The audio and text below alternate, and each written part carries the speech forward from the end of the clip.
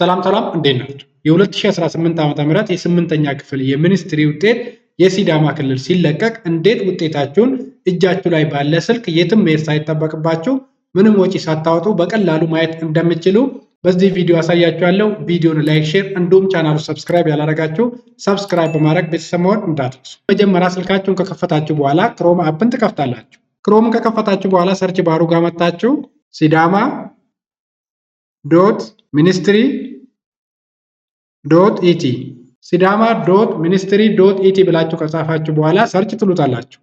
ሰርች ስትሉት በቀጥታ ወደዚህ ይወስዳችኋል።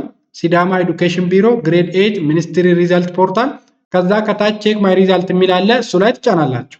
እሱ ላይ ስትጫኑት ወደዚህ ይወስዳችኋል። እዚህ ጋር ሬጂስትሬሽን ነምበር እና ፈርስት ኔም ታስገባላችሁ። ሬጂስትሬሽን ነምበር ለማስገባት ሬጂስትሬሽን ነምበር ስር አንዴ ትጫናላችሁ። ከዛ ሬጂስትሬሽን ነምበራችሁን ታስገባላችሁ። ሬጂስትሬሽን ነምበራችሁን ካስገባችሁ በኋላ ፈርስት ኔም ለማስገባት ፈርስት ኔም ስር አንዴ ትጫናላችሁ።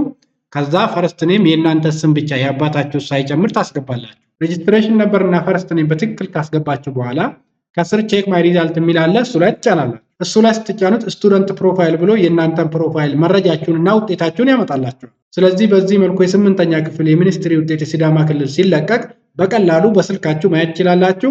ሀሳብ፣ አስተያየት፣ ጥያቄ ካላችሁ ኮመንት ላይ አስቀምጡልኝ። ቀጣይ በሌላ ጠቃሚና ትምህርታዊ ቪዲዮ እስከምንገናኝ ለሁላችንም በያለንበት ሰላም ይስጠን። ቸር እንሰንብት። ባይ ባይ።